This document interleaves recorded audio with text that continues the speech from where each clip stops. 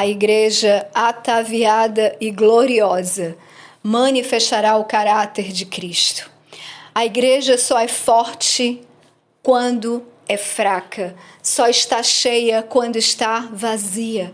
A sua formosura não é espetáculo para o reconhecimento e aplausos. A igreja precisa rejeitar todas as formas de falso poder para manifestar o poder do Espírito Santo.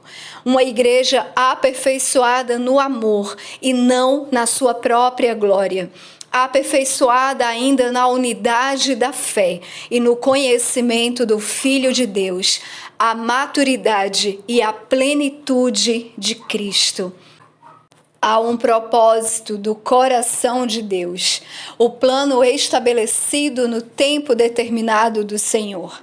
Sempre que o Senhor irá fazer algo na terra, Ele envia os seus mensageiros. A quem enviarei e quem há de ir por nós? Essa foi a pergunta que o Senhor fez a Isaías. O Senhor levou o profeta à sala do trono. No natural, o profeta estava no templo, mas a revelação o levou ao sobrenatural e ele viu o Senhor, Cristo, assentado no trono. O comissionamento para a proclamação do coração do Eterno exigirá um coração humilde e lábios puros. Ao se deparar com a santidade do Senhor, o profeta reconhece a sua pecaminosidade. O Senhor comissiona a sua igreja com um coração humilde e lábios purificados. O caráter de Cristo será revelado na sua igreja. Jesus nos chama a aprender dele. E aprendei de mim, pois eu sou manso e humilde de coração. A igreja precisará se esvaziar de suas forças naturais, um abalo nas estruturas da sua confiança na carne. Hebreus, capítulo 5, versículos 8 e 9. Embora sendo filho, aprendeu a obediência pelas coisas que sofreu, e tendo sido aperfeiçoado, tornou-se o autor da salvação eterna para todos os que lhe obedecem. A brasa viva purificou os lábios do profeta, assim purificará os lábios impuros e os pronunciamentos proferidos no altar. Porque ninguém pode pôr outro fundamento além do que já está posto, o qual é Jesus Cristo. E se alguém sobre este fundamento formar um edifício de ouro, prata, pedras preciosas, madeira, feno, palha, a obra de cada um se manifestará. Na verdade, o dia a declarará, porque pelo fogo será descoberta, e o fogo provará qual seja a obra de cada um. Se a obra que alguém edificou nessa parte permanecer, esse receberá galardão. Se a obra de alguém se queimar, sofrerá detrimento, mas o tal será salvo, todavia, como pelo fogo. Então disse eu: eis-me aqui, envia-me a mim. A resposta do profeta Isaías não é apenas envolvimento, mas comprometimento. A igreja não poderá mais transferir a responsabilidade. Filho do homem, eu te dei por atalaia sobre a casa de Israel, e tu da minha boca ouvirás a palavra e avisá-lo-ás da minha parte. Quando eu disser ao ímpio, certamente morrerás, e tu não o avisares, nem falares para avisar o ímpio acerca do seu mau caminho, para salvar a sua vida. Aquele ímpio morrerá na sua iniquidade, mas o seu sangue da tua mão requerirei. Mas se avisares ao ímpio, e ele não se converter da sua impiedade e do seu mau caminho, ele morrerá na sua iniquidade, mas tu livraste a tua alma. Semelhantemente, quando o justo se desviar da sua justiça e cometer iniquidade, e eu puser diante dele um tropeço, ele morrerá, porque tu não o avisaste. No seu pecado morrerá, e suas justiças que tiver praticado não serão lembradas, mas o seu sangue, da sua mão o requerirei. Mas avisando tu o justo para que não peque, e ele não pecar, certamente viverá, porque foi avisado e tu livraste a tua alma. O Senhor fala ao profeta Ezequiel sobre a responsabilidade como atalaia, como aquele que está na torre de vigia, como sentinela, aquele que se coloca para se anteceder aquilo que o Senhor tem colocado no seu coração. Nós, como igreja do Senhor, precisamos nos levantar nesse tempo para declarar a verdade da palavra do Senhor. A igreja como corpo se entrega pela causa de Cristo e do Evangelho. Onde está a igreja gloriosa? Onde estão os filhos? A criação geme. Como igreja também sentimos as dores de parto e ouvimos os gemidos inexprimíveis do Espírito.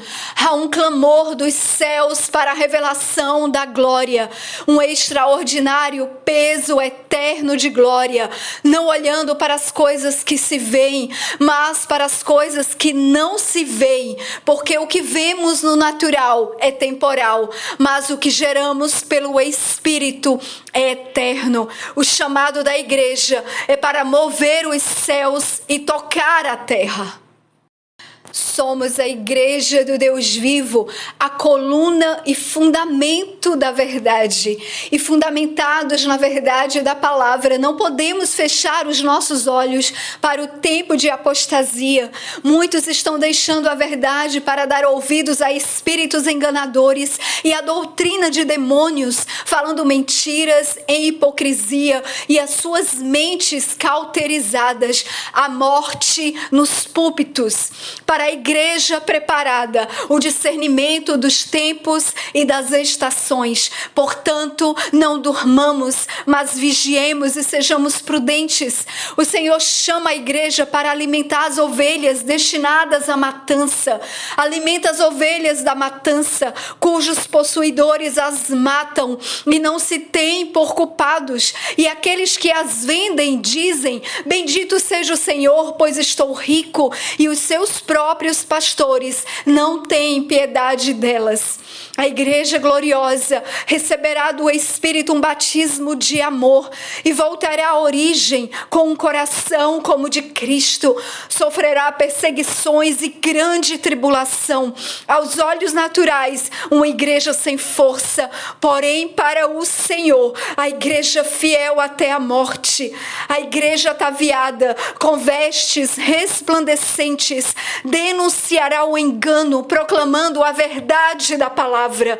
Não se calará diante dos falsos profetas que vendem as ovelhas do Senhor. Não irão tolerar a doutrina de Balaão e os altares construídos. A ganância e a cobiça assumem um posicionamento contra os ensinamentos da doutrina de Jezabel, que implanta sutilmente como profecia, mentiras e sofismas, seduzindo a muitos com as promessas de regalias e deleites nos prazeres terrenos. A aparência e a busca por aprovação manchará as vestes, mas a igreja gloriosa é vigilante e mesmo diante de sua pequena força não nega o nome do Senhor e guarda a sua palavra. Seu coração permanece aquecido pela chama da presença. No final de 2023, o Senhor me trouxe no Espírito a palavra estação. Estação determina cumprimento.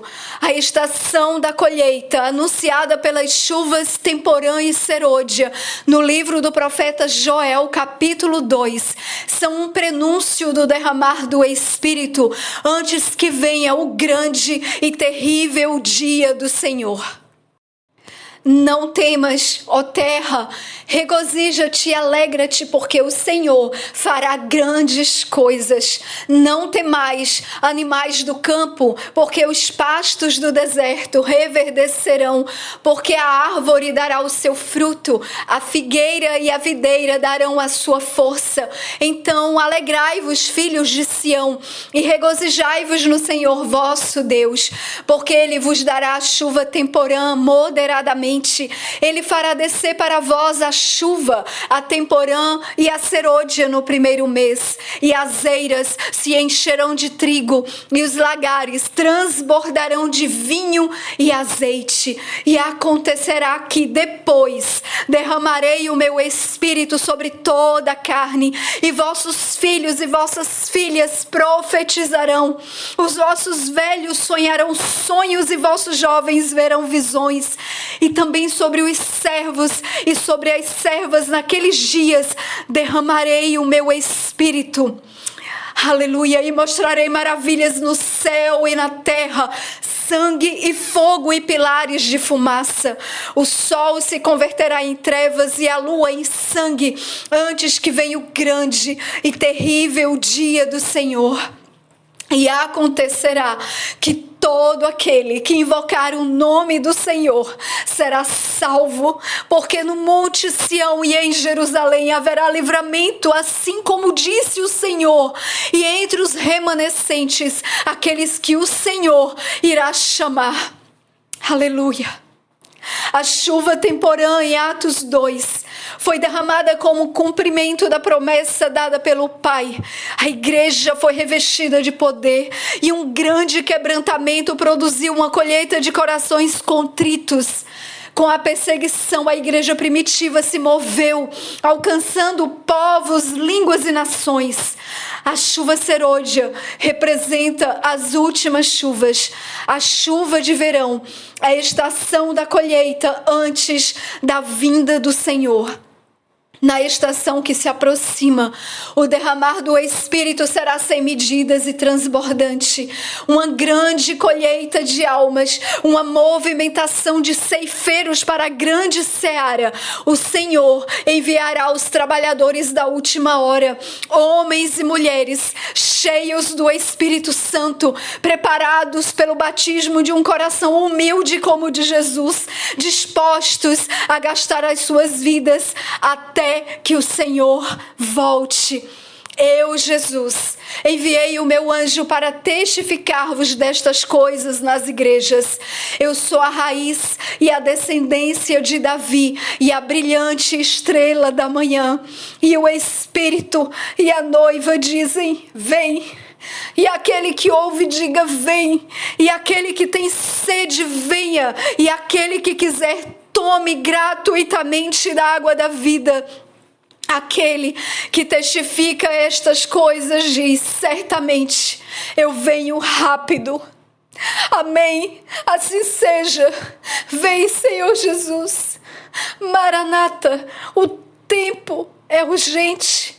A hora está chegando. O Espírito e a noiva se uniram.